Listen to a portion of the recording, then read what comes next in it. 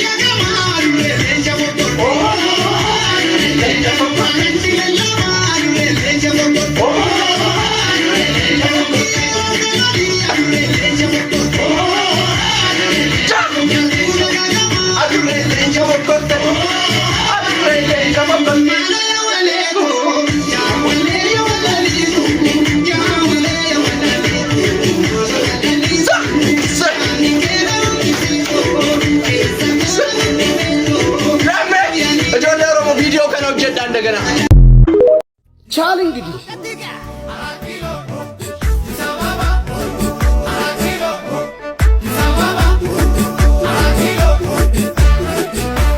ዝምታ ወርቅ ነው የሚለውን ተረት ሰምቶ ተገዝቶ የኖረ አንደበት የሆድን ሆድ ይፍጆ ብለን በሆድ ችለን አይተን እንዳላየን ሁሉን ችላ ብለን የሐሰት ጉም ጭጋግ ሸፍኖብን ንጋት ለዘመናት ስንኖር ታፍነን በክፋት በማንነት ክብር አምኖ በሰውነት አንድም ሰሚ ጠፍቶ ድምፅ አልባውን ጩኸት ስቃይን ዋጥ አርገን ብለን ካንገት ሰበር ዝም ይሻላል ብለን ዝም ብለን ነበር።